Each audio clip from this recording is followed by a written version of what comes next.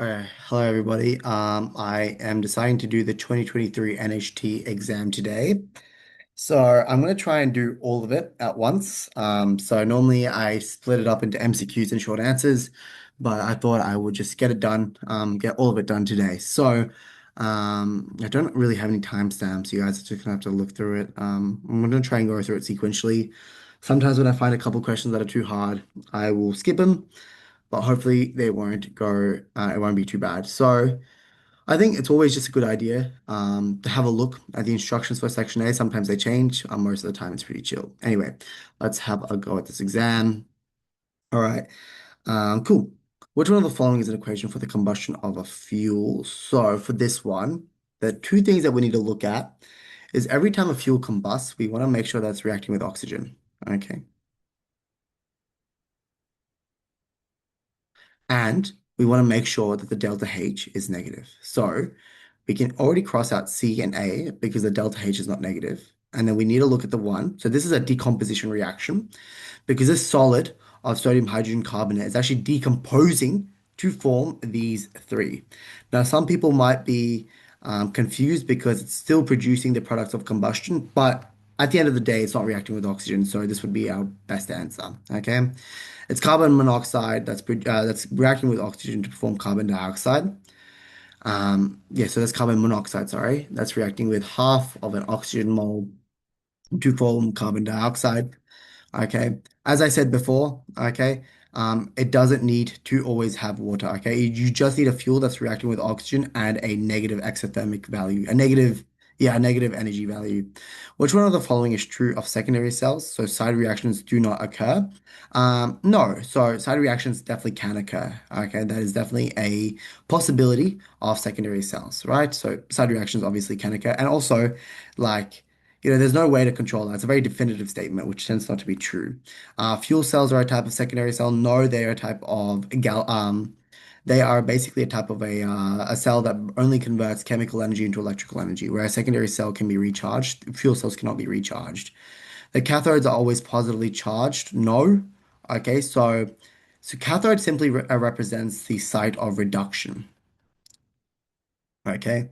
However, when it's discharging, it happens at the negative electrode. When it's recharging, it happens at the positive electrode, right?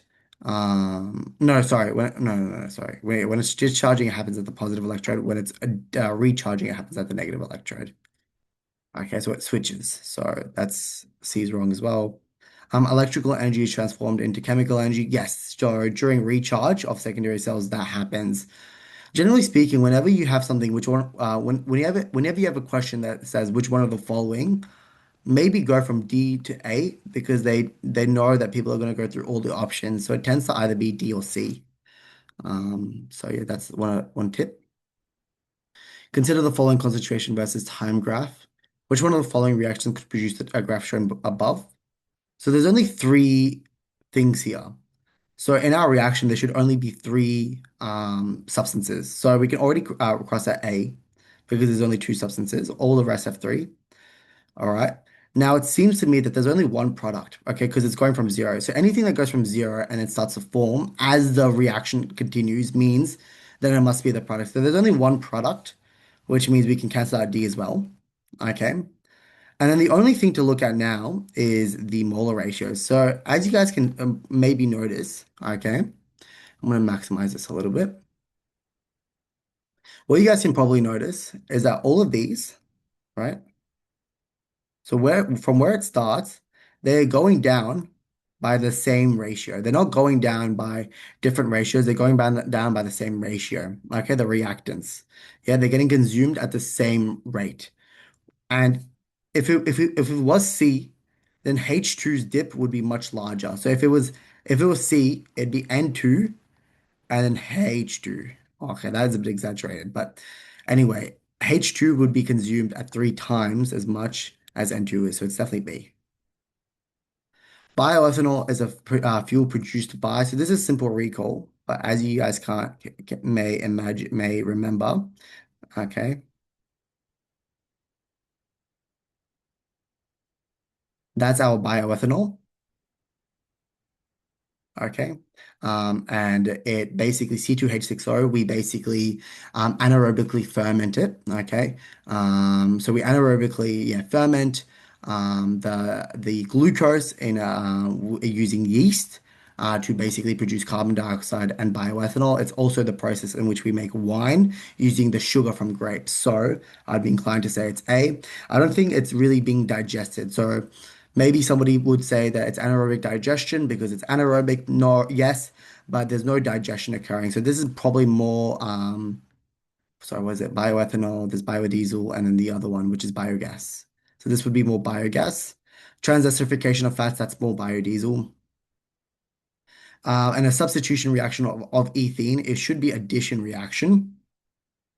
And ethene tends to be sourced from like things such as biodiesel. So that would also be wrong.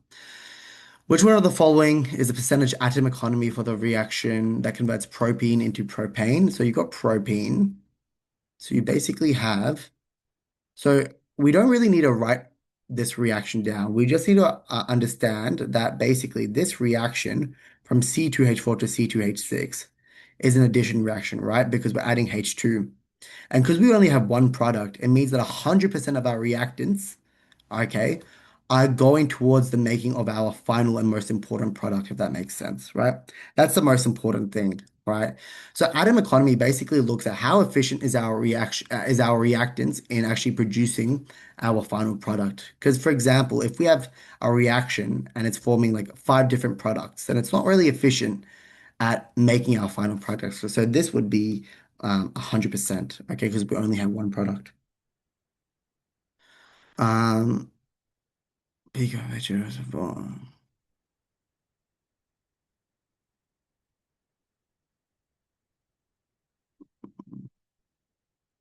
The liquid level in the beaker increased when a seal was added, but no further change in the liquid level was observed. So the reaction has, okay. So basically what they're trying to say, okay, is that the reading on the balance immediately decreased. So the reason why it immediately decreased is because we're producing hydrochloric acid, which is then being which is then decreasing the overall mass. And because it's immediately decreasing, that actually indicates, okay, how fast the reaction is going, right? And because it's immediately, it would probably be a fast reaction rate. So I can already cancel out C and D. Now, whether it's a high extent of reaction or low extent of reaction, I guess, and again, it's very qualitative, okay? But you can imagine because it's stabilized at a constant value after 10 seconds, it means that we it has a very low extent of reaction. We didn't actually produce that many products because it stabilized at a very constant value after 10 seconds. So after 10 seconds, they stopped producing HCl, which means the extent of the reaction isn't very high. We probably still have quite a lot of reactants still in the beaker. So six was likely going to be B. Okay, so it's a fast reaction rate, but a very low extent of reaction. Okay, if it was a high extent of reaction, it would mean that the reaction keeps going and going until there's barely any H2SO4 and there's more HCl and Na2SO4, sodium sulfate. A triglyceride is shown below. The number of carbon double bonds in the triglyceride is, okay, so I have a feeling that all three of these acids are different. We can clearly see in the skeletal structure there's two double bonds. Okay, so there's two here. There is, so that's one double bond there. So that's one double bond there. And then here, the best way to find out whether there's double bonds in basically, so if you guys can imagine, a saturated, so this is something that you guys just need to remember. A saturated fatty acid looks like that. So that's what should look like.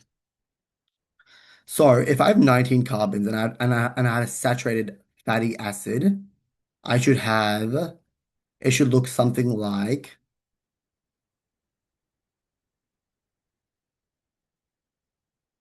C19, H39, COOH, right? But it's only H31. So what you guys need to remember is every time the hydrogens go down by two hydrogens, that's one double bond. So 39 minus 31 is 8, which means there's four double bonds. Okay, so there's four there. 4 plus 2 plus 1 should be 7. Pretty easy so far, not too bad. Okay. The diagram is shown below. Some reactions relevant to this galvanic cell are shown here. If the galvanic cell produces 1.5, the anode and the cathode should be made from the following. So we want to find out, okay, basically what we need to basically minus two values that result in 1.5. So it's probably going to be this and this. Okay, so 1.36 minus 0.14 equals 1.15. I don't think any of the others do. Okay, so it'd be these two. And so therefore, we're most likely going to deal with these. So CR2 and this one. Because so this is on the bottom. So this is definitely going to be going through oxidation. And then this is going to be going through here. Because we're dealing with ions here, so it's the dichromate ions being turned into the chromium ion. We would probably want an inert electrode here, right? Because it's not like we can have chromium here, because chromium's not even part of the reaction. But here we can have tin. So it'd be tin at the anode where oxidation is happening. And then the dichromate ion that's being reduced to form the chromium ion, that would be an inert electrode. So it'd be that one. When the salt is operating, the oxidizing agent is okay. So we've got H2O2 acidified. Okay. Oh wait, wait, can we use? Oh, it's only for question number 8. Okay, so question number 9 is completely different. So we've this reaction, and we've got nickel with the nickel electrode. So as you guys can imagine, this one's gonna go like that, I think, and that one's gonna go like that. So mm, so when the salt cell is operating, the oxidizing agent, so the guy that's actually getting reduced would most likely be oxygen. But it hasn't really mentioned that oxygen is actually going to be involved. So it could be another hydrogen peroxide thing. Maybe it's not this one, sorry. Because generally speaking, there needs to be some indication that oxygen is being actively funneled into the half cell in order for oxygen to be part of the half cell, right? So it would probably be another H2O2. However, I can't see it. Unless. Hmm. Oh, here we go. Okay, there's one there. Sorry. So it's the wrong one. Okay, so it'd be that one. So it'd be that one, and they're forming a negative gradient. So that is going to there. So the oxidizing agent itself is undergoing reduction, which would be H2O2, which is hydrogen peroxide. Which one of the following is a true? Reducing agents help to prevent oxidative rancidity. That is true. So reducing agents, they themselves undergo oxidation, right? And that basically prevents the oxidation of the food happening. So they're known as sacrificial molecules. All fatty acids undergo oxidative rancidity at the same rate. That is not true because obviously different types of fatty acids have different amount of unsaturation or degrees of unsaturation, I think degrees of unsaturation, right? So different fatty acids have, one double bond, two double bonds, and the double bonds are what make fatty acids susceptible to getting oxidized. Temperature definitely affects the rate of oxidative rancidity. Okay, just think about why we have fridges. Antioxidants react with the carbon double bonds in unsaturated fatty acids. That is not true. So antioxidants aren't supposed to react with the carbon double bonds. Okay. The carbon-carbon double bonds is what makes the unsaturated fatty acids quite unstable and then susceptible to oxidation by air. Antioxidants aren't reacting. What they themselves are doing is just themselves going through oxidation in order to prevent the food or the fatty acids within the food from going bad. The half cells must be separated for the cell to operate. Yeah, so that's true for both secondary cells and fuel cells. Okay. The reason why we have half cells is so we can prevent a direct reaction. So I know in the Adrolo textbook, they have a chapter that's called the direct versus indirect ways of um, creating energy. And direct is heat energy and indirect is electric, right? So if you think about it, if I have a methane fuel cell, it's producing electricity. But if I put methane with oxygen directly, that obviously produces heat energy. So, as you can imagine, both the half cells must be separated so we can get that actual transfer of electrons. Okay, so that's true. This cell requires reactants. Indeed, it does. The anode in the cell is always negative. As I said before, it's not. So sometimes it's positive as well. Okay, so secondary cells. Actually, so the fuel cells would be one, two, and three because the anode oxidation happens. So one, two, three, but only one, two, so 11 should be A. Both electrodes. Okay, so best thing to do here is just circle everything we have. Okay, so we have KCl, KBr. So I'd like to highlight this. So we've got, and they're all dilute, which is another thing. So it's definitely made up of, so that's K. Then we've got water there, and then we've got Cl, Br, and water, I think. Cl, Cl, and water. Okay. KCl, potassium bromide, and both electrodes. Okay, so what's most likely happening is we want our strongest oxidizing and reducing agents. So you want the ones that are the highest on the left side and the lowest on the right side, right? So it'd most likely be these two. So that's going to be going to oxidation. That's going to be going this way. And so that's going to be cathode, and that's going to be going through oxidation at the anode. Okay. So what is it asking? At the anode, okay, we are basically forming bromium. And at the cathode, we are forming hydrogen gas, which would mean that, yeah, we're basically forming colorless bubbles. Ooh. The reaction has a activation energy of 50 and an enthalpy change of 10. Okay, so something like that. Yeah. So 50 and then 10. A catalyst is added to increase the reaction rate. Which one of the following options could represent the catalyzed reaction? So only the activation energy changes. So the potential energy of the reactants can remain the same. Maximum potential energy of the energy profile means what's the maximum energy here? Potential energy of the product. Okay, so we still want the enthalpy change to be 10. Okay, so 20 minus 10 is that's all. 20 minus 10 is still positive 10, so that's all good. 0 minus 10 is minus 10, so that's wrong. 30 minus 20, that's all good. 10 minus 20 is minus 10, so that's not good. Okay.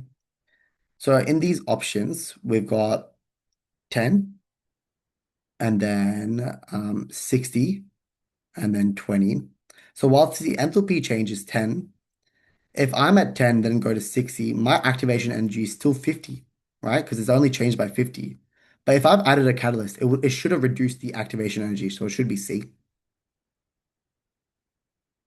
Which one of the following statements about this curve is true? Okay, the temperature is constant. Um, the gradient of the curve is the reaction rate. The peak of the curve is the maximum energy. The area under the curve is the activation energy. So the activation energy, so this is energy, and that's like particles, right? So when we change the temperature of a Maxwell-Boltzmann distribution curve, it actually starts to look a little different, right? So I'd be inclined to say it's actually A. Okay. The gradient of the curve has nothing to do with the reaction rate. Okay. When we're increasing temperature. So basically what it means is when we've got our activation energy, so say for example, that's our activation energy. It just represents the amount of particles that have an energy equal to or greater than the activation energy, the ones that are actually participating in the reaction. The peak of the curve is not the maximum energy. The peak of the curve basically represents that at this point, we've got the highest proportion of particles that are at this energy. So I think it should be A. Okay. Area under the curve is the activation energy. No, the area underneath the curve is the area of the amount of particles that we have. Okay, cool. So this one just requires a little bit of memorization, but maltose, I think of So the way in which I remember it is lactose is obviously glucose and fructose. Is it? Oh no, sorry, lactose is galactose and glucose. Anyway, the way in which I remember maltose is M for multiple glucoses. So it'd be alpha glucose and alpha glucose. Is sort of the way that I think about it. I forgot what it was for lactose. I think lactose, and then we also have maltose. And what's the other disaccharide? And then we've got sucrose. So I think sucrose is glucose and fructose. Lactose is glucose and galactose. And maltose is glucose and glucose. Okay, because M is for multiple, lactose, galactose, and then sucrose. Think like fruit, sugar, so glucose, and like fructose, which you get from fruits. Cool. A bit of aspartame. Okay. Hydrogen bonds exist. Oh, I don't think aspartame is on the study design anymore, unless I'm wrong, but I don't think so.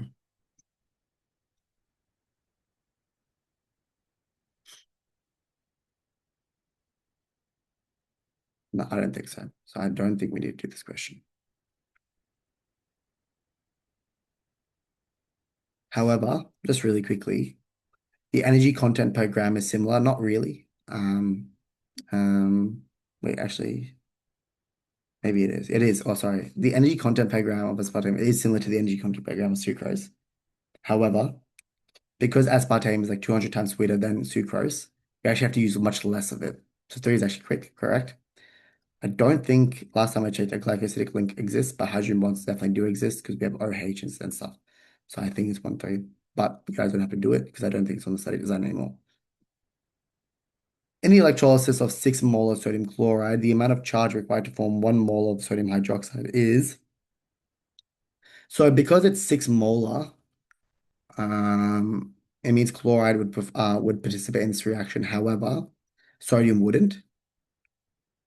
So sodium would probably be doing this reaction. So it's H2O plus 2 electrons to form hydrogen gas. So basically, it's 2 electrons to form 2 OH minus. Just to quickly check that you guys understand, the water's here and sodium's here. And as I said, in electrolysis, we want whatever's highest on the left. And water is a stronger oxidant. So it's going to preferentially go through reduction. So what we can see here is 2 electrons are going to go to give 2 hydroxide ions. Okay. The amount of charge required to form 1 mole of sodium hydroxide. So E, we want to form 1 mole of hydroxide. So then so if we form 1 mole of hydroxide, we've got our NaOH. So we just need to form 1 mole of electrons. I don't think this has to do with anything. This has nothing to do with it. So then we've got 96,500 charge required, which is 9.7 times 4. Okay. So we need 1 mole of hydroxide. Okay. So 1 mole of electrons. And then we just times the amount of moles of electrons by Faraday's constant, which is 96,500. But I believe 70 GBP. Don't get swayed by this. Okay. They're only asking for the amount of charge required to form 1 mole of hydroxide ion. And we saw that there's a 1-to-1 ratio between the hydroxide ions and the electrons. Cool. Okay. So C, C, C, C. You want to find the longest carbon chain? It's probably propane. Okay. So it's not bute. So we can cut these out. Okay. So you can either do 1, 2, 3 or 1, 2, 3. Doesn't really matter. And then you probably want to give this the highest preference. So it'd be propanol at the end. Uh, yep. So it's not going to be propan, I mean. It'll be 18C. Okay. Because alcohol comes before amines always. The boiling point of J is, so would it be higher or lower? So J would be lower. Why? Because we got hydrogen bonding, right? So it's always H bonding and then dipole dipole and then dispersion forces or van der Waals forces, right? Now, as you can see here, this is because oh wait, we actually have oh sorry. So here we actually do have hydrogen bonding and we have intermolecular forces. Whereas here we have five more carbons. We have five carbons, and here we only have four carbons, and we've got intermolecular. We've also got dipole-dipole bonds, and we've got hydrogen bonding. Sorry, I didn't even see the N. So in order for hydrogen bonding to exist, the hydrogen must be directly bonded to FON. Okay, chemistry is FON, FON. Okay, so you can see the nitrogen.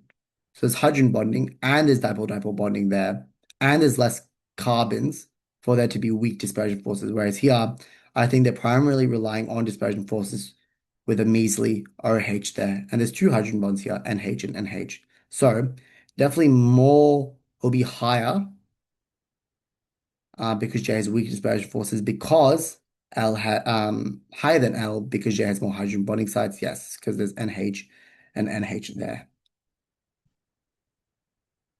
When the triglyceride is hydrolyzed, one of the products, okay? So generally speaking, whenever a triglyceride is made up of a glycerol and three fatty acids, generally speaking, okay, so we need to look at the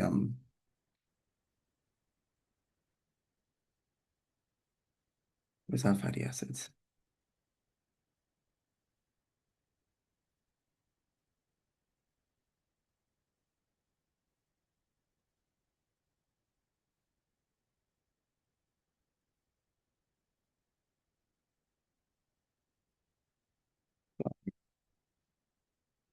This is annoying. But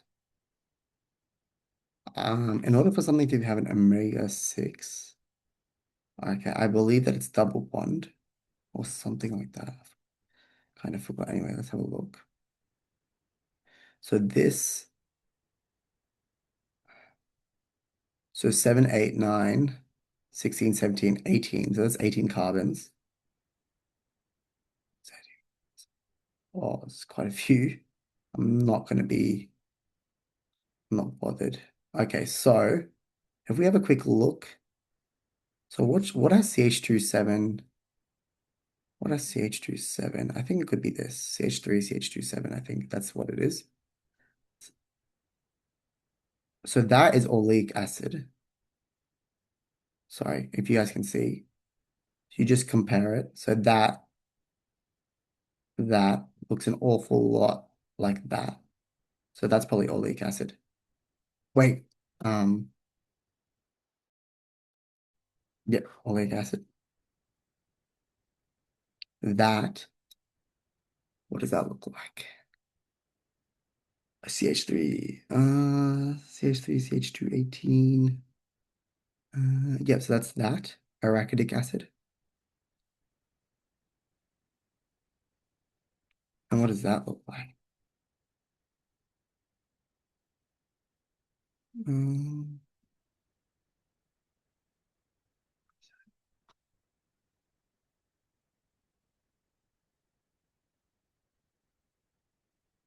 maybe it looks like that, or maybe that, linoleic acid. CH27, CH27, CH7, yeah, something like that. So it's because there's a CH2, CH27.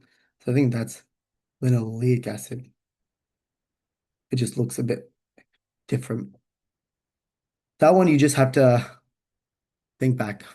Okay, so I think it might be B. CH. Oh wait, no, that's only five. That's only four. No, it's not. It's not linoleic acid. What are the products? That definitely has.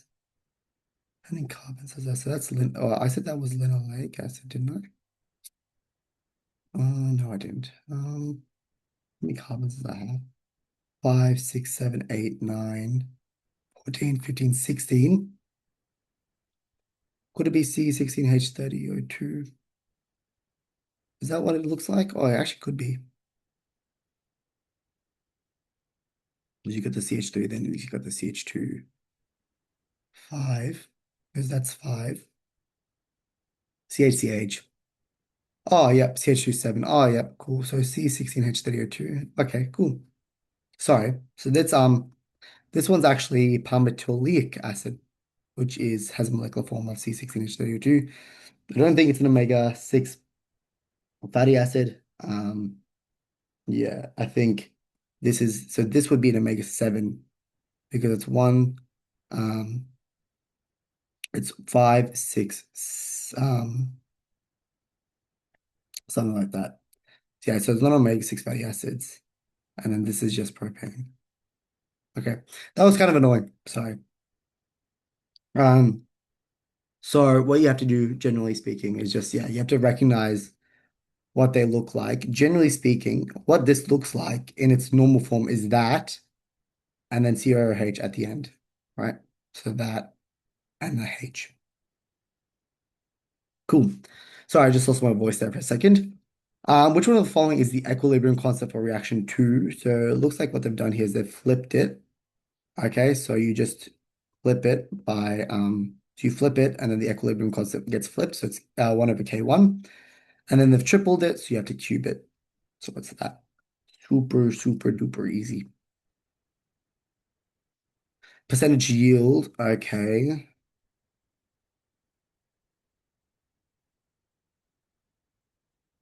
Okay. Oh, they've already given it to us, so so normally, um, if we have 3 grams, it should be divided by the molar mass of acetic acid, and then we times it by the molar mass. Oh no, so then there's a 1-to-1 ratio. So that's the mole. So 3 divided by 60 is the moles of acetic acid. Then you find the moles of whatever this is, ethanamide, which is the same because it's a 1-to-1 ratio. And then you times it by its molar mass of 59 to find its mass. Um, yeah,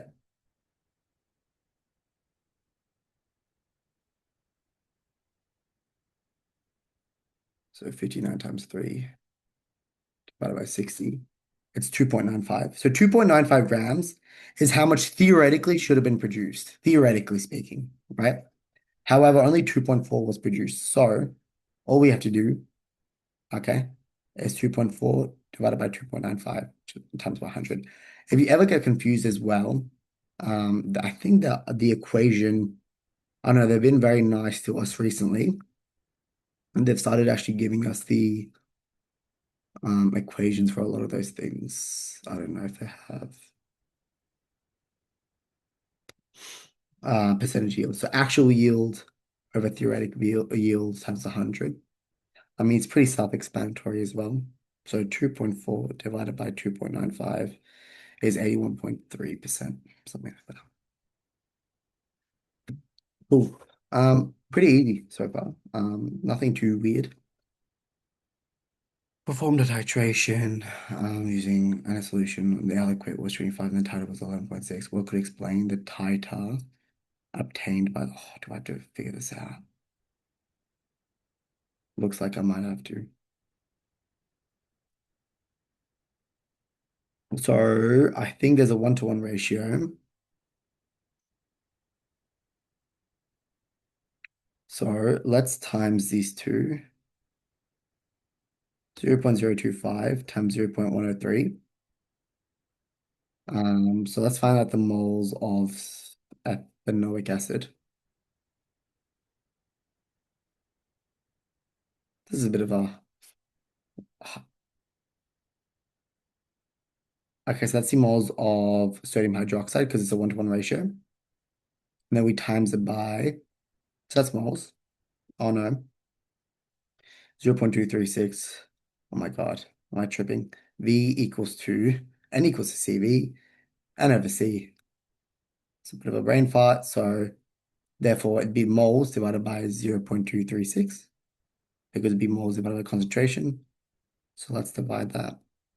So it would be 0.236. And then we times it by 1,000. So we should have gotten 10.9 mils. And we got a little more. So why did we get a little bit more? The burette was rinsed with the NaOH solution. That's what you should normally do. Okay. Because that's what, so if I can paint the picture, that's what CH3COOH was. And then we've got NaOH here. And generally speaking, you want to rinse it at least once with a sodium hydroxide, right? The burette. The indicated use was phenolphthalein. All right, I'm going to come back to this. There were air bubbles in the burette. That one tends to be pretty good, okay? Because what happens is so if you can imagine, something says 20 mils, but you've got a bunch of air bubbles there. Okay, the amount of and that's taking up like 1 mil of space. The amount of a solution that you actually have is only 19 mils, right? So it could have overshot the amount of volume that's actually required. And because we only needed 10.9, but it actually ended up being 11.6 mils that we used because of the air bubbles. So that's possible. And the pipette was rinsed with water. Um, yes. However, I think if it was rinsed with water, yeah, even if the pipette was rinsed with water, it shouldn't explain the color change would still happen either way, right? If we still are still less moles, yeah. So worst case scenario, if the pipette was rinsed with water, we have less amount of ethanoic acid, which would mean that we would need if the pipette was rinsed with water, right? It means that we have a bit of water, and then the rest is the ethanoic acid. It would mean that less sodium hydroxide is required, right? But it is delivered, but it showed up as more. So D is wrong. The indicator used was phenolphthalein. Um, hmm, s- mm, mm, mm, mm. Okay, 8 to 10.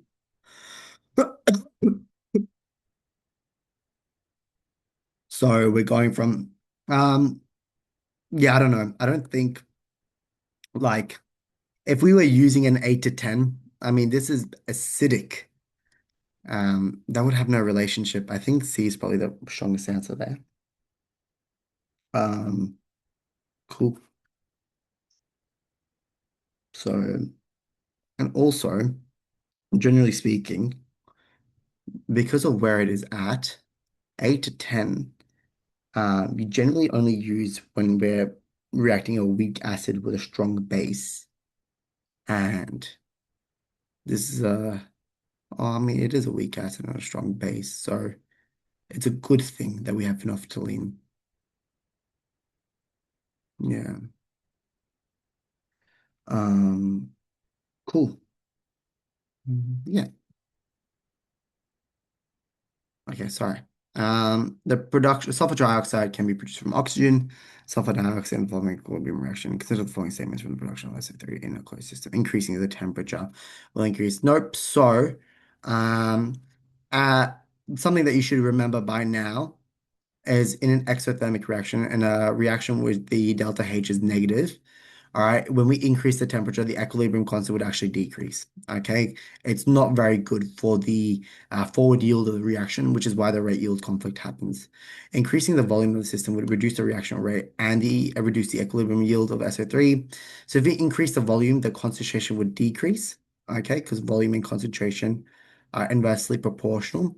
So increasing the volume decreases the concentration. Le Chatelier's principle says that the system's gonna do everything it can to increase the concentration back up. There's 2 + 1, 3 moles here, and only 2 moles here.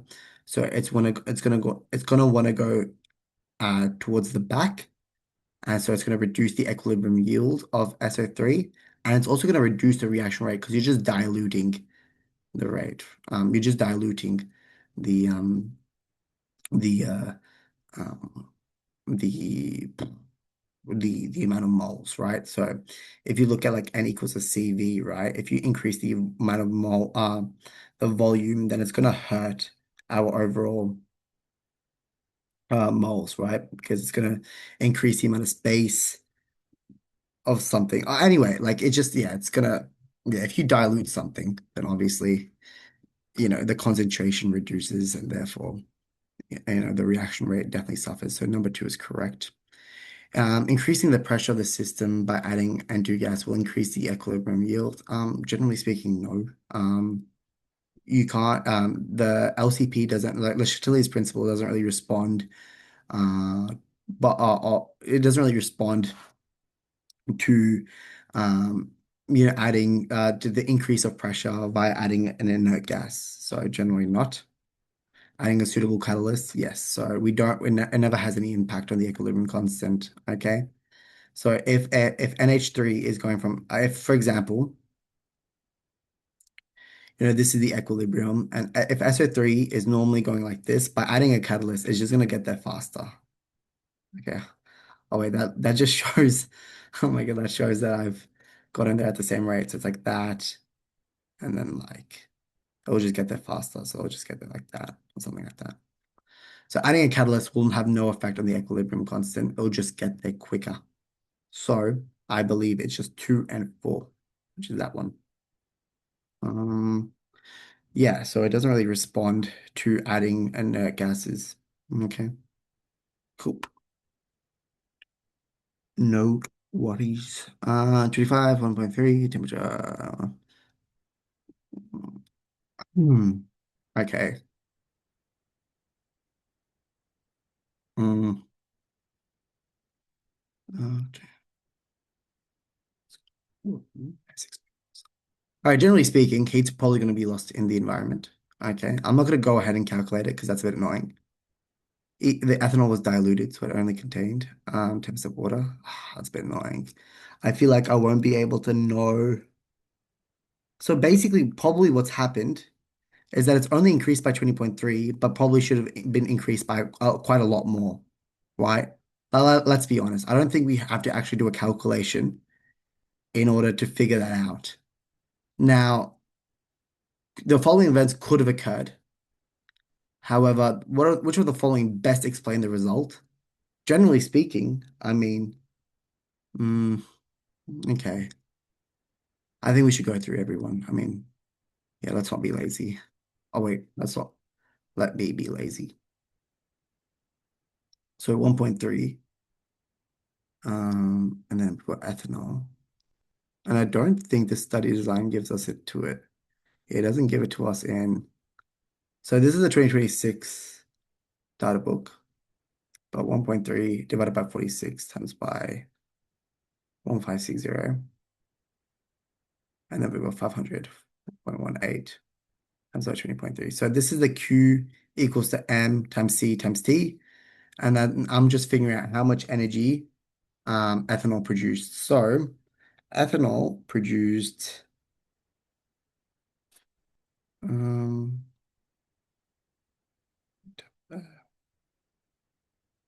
46 times by 1560. So it produced 44 kilojoules worth of energy. Uh,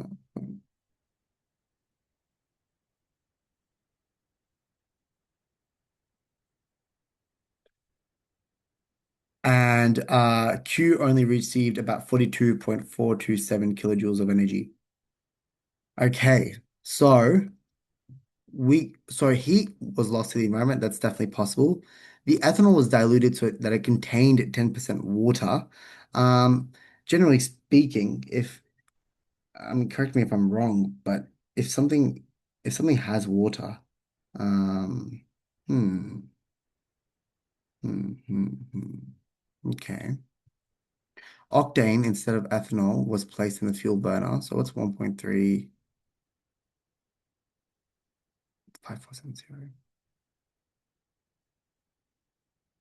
I mean, yeah, I'm not sure. So the ethanol was diluted. So, okay.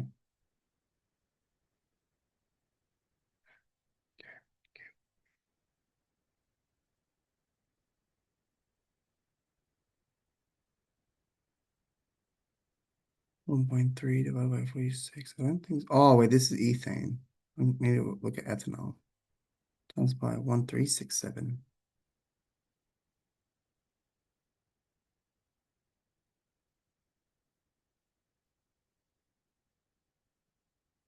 Oh, apologies. 1.3 divided by 46 times 1367.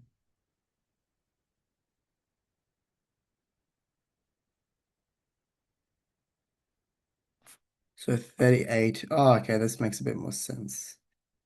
So we so ethanol released 38.6 kilojoules of energy, but the water seemed to have absorbed 42.427 kilojoules of energy. I think that makes a bit more sense now. So heat was lost. So so I think what it's saying that octane instead of ethanol was placed in the fuel burner and then heat was lost to the environment. I think those are probably the best causes of thing that's happened because we if we had ethanol in this situation, we would have produced 38.6, but it's actually absorbed 42. So we need something that has a larger ability to produce energy, such as octane, and then lose heat to the environment, which would end up with water absorbing 42.427. So I think octane has accidentally been put instead of the fuel burner. The ethanol was diluted so that it contained 10% water. If it was further diluted, then that wouldn't really explain the water absorbing more energy. So it should be two and three. But I think this question's been worded very poorly because what it should say that two and three happen in conjunction. I guess that's what it's saying, both two and three. But you got to realize, yeah, so the two and three aren't happening in isolation. It's the octane instead of ethanol has been placed, right? And we don't need to really do any calculations to understand that octane has a higher energy density.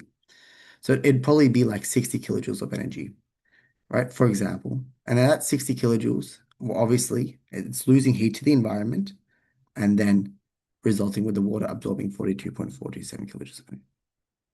Compound Z could be the organic Z reacts with hydrogen iodide in an addition reaction.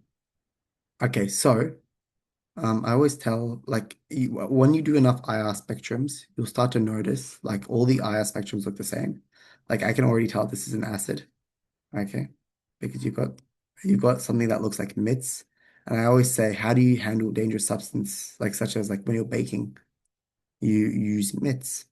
So this is the CH, that's the OH, that's the CO.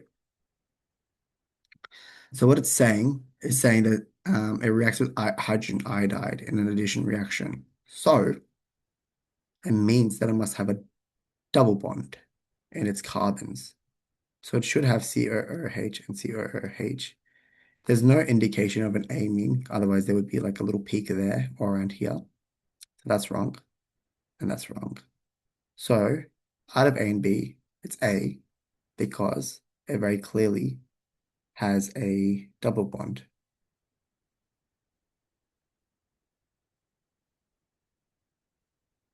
Hmm. Okay, which one of the following affects the retention time and the separation of peaks R and S? Affects the retention time of T. Okay, so you don't want, so basically what's happened is these two have come out very, very quickly. So what I think would happen, oh no, no, no, we need to look at what the change to the experimental condition would do to the retention time. So if we decrease the column length, okay, then they'll come out very quickly and then they'll all sort of start so so if we decrease the column length, then they'd come out very quickly, right? Because they're not traveling as long, they're traveling only this bit. So they'll come out very quickly. So their retention times would be very low. So the retention time would decrease. However, the separation of the peaks of the R and S would also decrease as well, right? Because it's much more packed together. If we decrease the column length, then no, no, no, no, no. If we increase the column temperature, okay, then again, everything would move very, very quickly. The retention time would definitely decrease. And the separation of the peaks RNS, that would also decrease. Okay, because again, they're moving very, very quickly. And so then that's the same thing. So 27 should be A. Okay, so if we're decreasing the column length, okay, it's coming out very quickly. And so the retention time of T is not spending very long in the column, so it's going to come out. And then because R and S are also coming out very quickly, the separation between the R and S would also decrease. What you probably want is something that will decrease how quickly they're going through. So increasing the length of the column is probably the best one, and maybe decreasing the column temperature. A manufacturer claims that there's 2.6 grams of protein in 240 mils on 240 mils. I can't see. A calibration curve. A calibration curve is used to accurately determine the concentration of compound key. What size of volumetric? Okie dokie.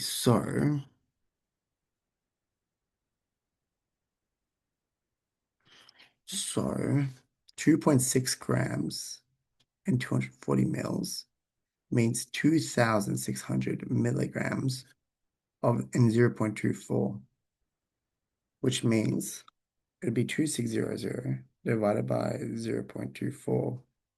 So that's 10,833.33 milligrams per liter. However, what have we done? We have a standard solution of 0 to 50 milligrams per liter. So we need to dilute this by a little bit. We need to dilute 1 ml. Maybe we can figure out how much is in 1 ml. So in 1 ml, actually, that's a better way to do it. Forget everything I just said. So in 1 ml of aliquots, in 1 ml aliquot of cow's milk, okay, we have 2.6 divided by 240. We've got 0.0108 grams of protein Q, right? In 1 ml of cow's milk, because I just did 2.6 divided by 240 mils. So that's how much I have per mil. Um, Now they have something in terms of liters. Okay. Um, so then in terms of liters,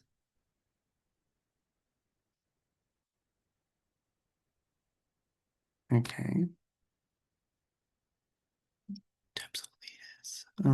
Okay, what size volumetric flask should be used? If I have 0.0108 grams and it's from 0 to 50 and 2.6 grams, generally speaking. So what I did before was I did 2,600 milligrams over 0.24, which was, what was that again? That was 2,600 divided by 0.24 liters. It's 10,833.33 milligrams per liter. Okay, so what size? Mm, mm, mm, mm, mm, mm. I'm gonna just do some random stuff. So if I times that by 3, that's gonna be 10.8 milligrams in one mil. And if I divide that by 10.8 divided by 10,833.33, should get the liters. I times it by 1,000. I should get 100 mil. Be hmm. Hmm. Hmm. Okay, so far we understand that 10,800 milligrams per liter. That's the concentration. Okay. And we need to ensure that it fits. Okay, I think I'm getting okay, no, all good. Don't worry about this stuff. So far we understand that in general cow's milk, we've got 10,800 milligrams existing per liter. But what the problem is is we need to dilute it so that it fits between 0 to 50. Okay, so how can we dilute this so that it fits between 0 and 50? If we dilute it with 50 mils, that will still be pretty high. So let's start with the bottom. So let's just keep dividing it by the two. So 10,800. Um, Actually, do you know what we can do? We can times it by each of the volumes, and then whichever one is between 0 to 50 is our answer, I believe. So 10,800, okay, times by 0.5 liters. So divided by 2 is 5,400 milligrams. But that's probably, it would be 5,400 milligrams. Oh no, we're not timesing anything, sorry. Just doing it times in by liters. Hmm. Let's just divide these all by 500. So, um, if we need 1 mil of Q, it needs to be diluted. Um, by factor.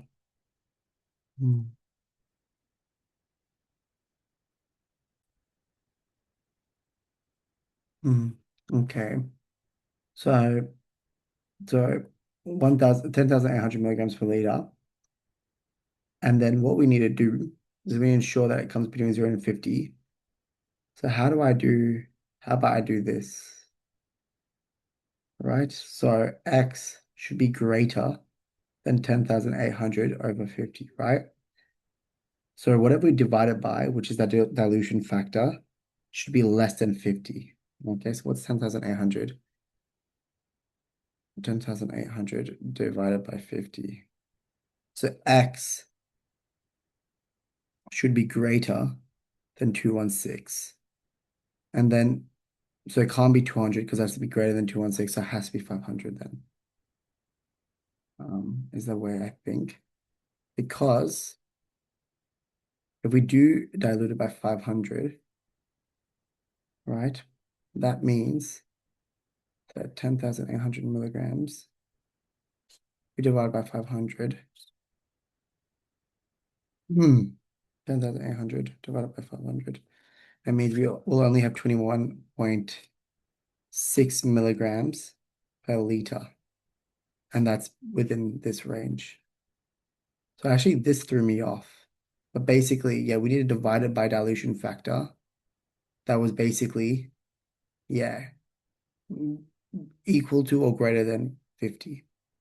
There's a bit of math involved with that. That's a bit of a hard one. Let me know if you'd like me to explain that again, but hopefully that was all right. All right, these are getting hard. Struggled a little bit with them. Yeah, okay. That one was hard. Yeah, up until, yeah, okay.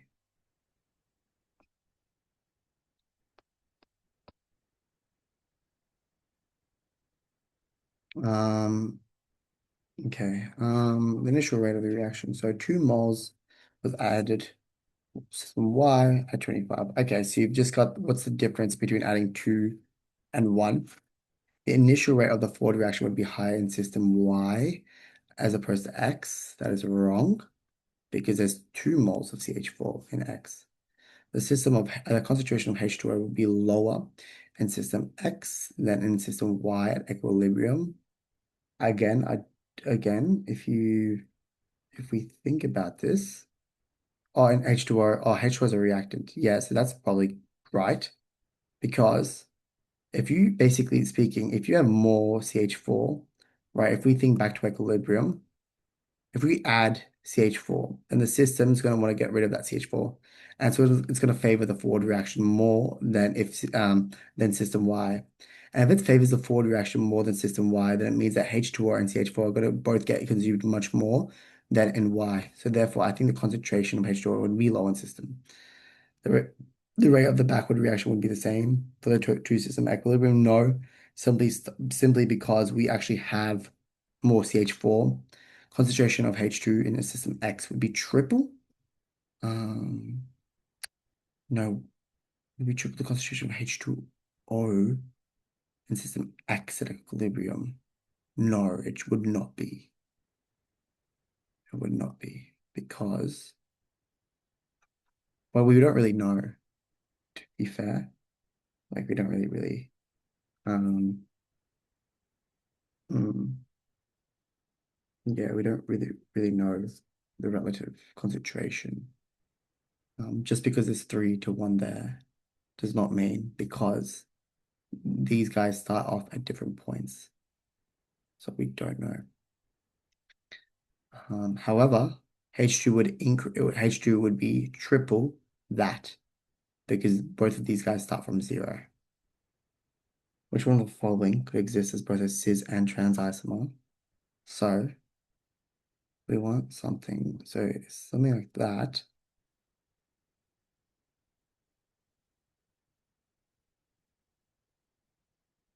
Mm,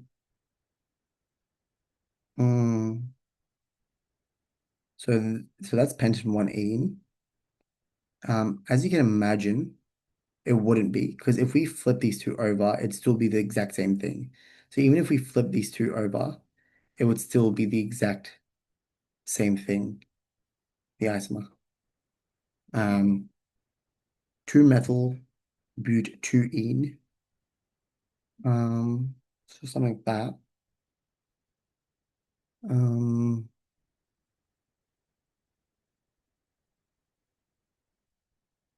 the C there. So basically it's CCC, a C there and a C there, a C there and a H there. So again, we can't have the same things on either side of the double bond, otherwise it defeats the purpose. So it can't form a geometric isomer. Because if we flip this around, these are both still C's. And if we flip these around, it's the exact same thing, right? So that is equal to, let's flip this around and still the exact same thing. Okay, so that's wrong. That's wrong. Um, it's pretty easy. Like you can pretty much tell, but I'll go through the other options. You can easily tell which one's going to be the one and which one's not. So there's a carbon there and there's a carbon there again. That's definitely not going to be it again because there's carbon to carbon. So same thing pretty much. Oh wait, this is butane 1-ene.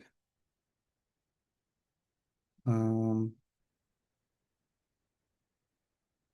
there's a carbon there. So that's definitely not going to be it because there's H's on either side.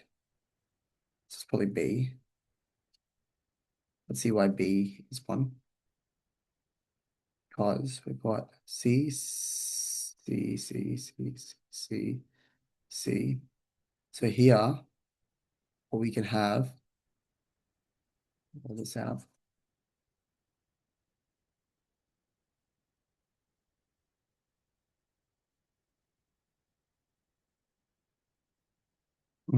So we have C, C, C, C, C, C, C. Okay, so it looks like that.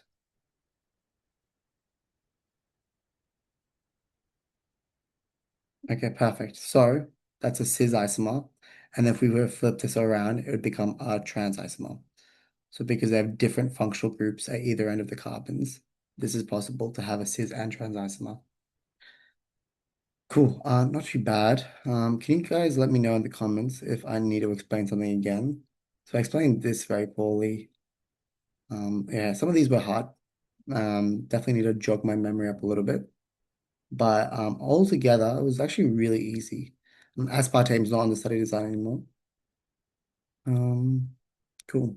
I felt like I was figuring out how to do it first and then explaining it, which was a bit annoying.